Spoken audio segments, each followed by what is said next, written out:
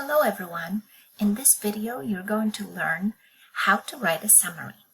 First of all, let's talk about what is a summary. A summary is an explanation of main points of a reading. So when you read something, sometimes your teacher will ask you to summarize your reading. So basically, you're going to explain the main points of that reading, right? In the summary, you must use your own words and sentence structures as much as possible, and that's why we always cover paraphrasing before we do summarizing. So a summary is always a shorter version of the original text. This is because you only include the main ideas. A summary of an article or an essay might be only 1 or 2 paragraphs long, but if you summarize a paragraph, your summary might be only 1 or 2 sentences long. So as you can see, it's always a shorter version of the original text that you read.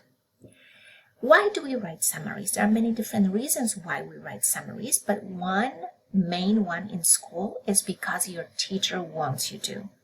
And there are different reasons why your teacher wants you to write a summary. Many times, is because we want to see if you understand the text. Sometimes we use the summary as an introduction to a different longer essay, and this is something we're going to talk about next week when we talk about reading responses. We need the summary of a text to write a reading response, but again, there will be more information provided to you next week. Also, we want you to improve reading comprehension and prepare for the class. When you write a summary, you will remember the text that you read a little bit longer. How do we write a summary?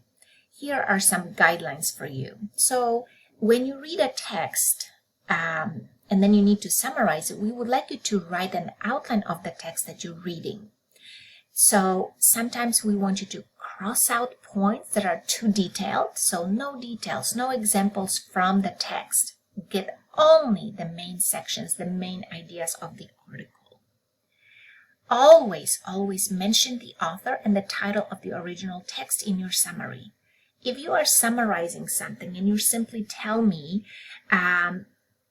this was about a girl and a boy who met and then got married, I don't know what you're summarizing, right? I don't know if you're summarizing a movie or a story that somebody told you or a reading.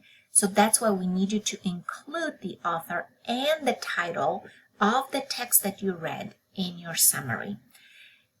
And here's how to do it. For example, if you're summarizing the article, you might say the article, put the title in here, by, put the author's name here, illustrates that, and tell me the main idea of the text.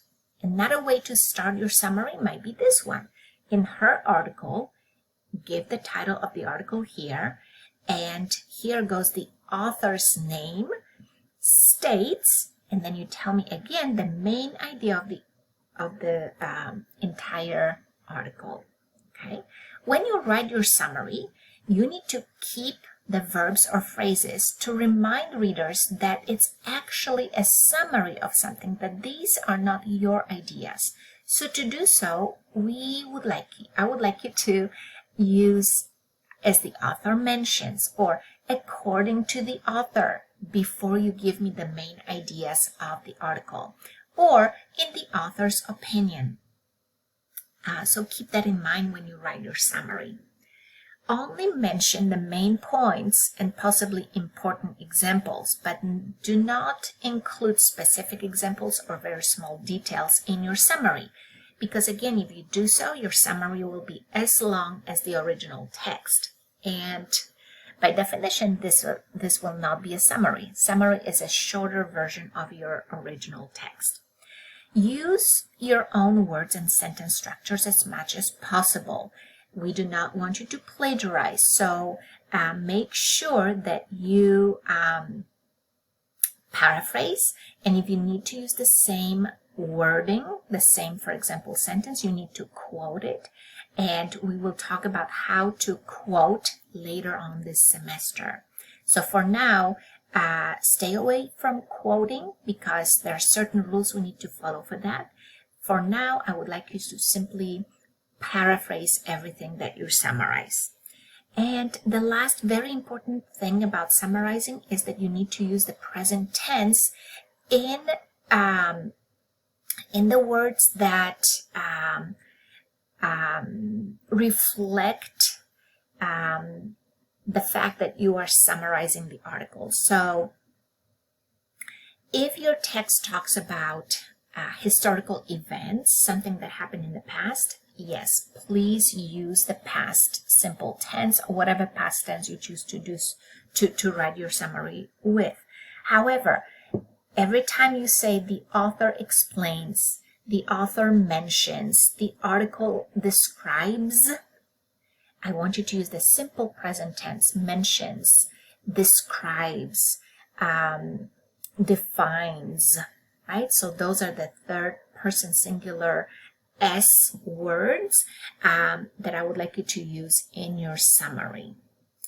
And the last thing that you need to remember is that when you use those expressions to show us that you are summarizing a text, here are some verbs that I would like you to use. So state, illustrate, discuss, think, describe, argue, remind, maintain, and claim. Instead of saying the author says, which is very informal, I would like you to use more academic language, more academic verbs to summarize things. So I would like you to use, for example, the author states, the article illustrates. You can use the last name of the author and say, for example, Wilson discusses, he thinks, right?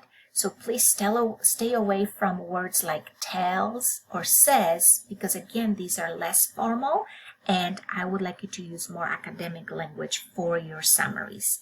Well, that concludes the summarizing. I hope you learned something. Let's practice in class.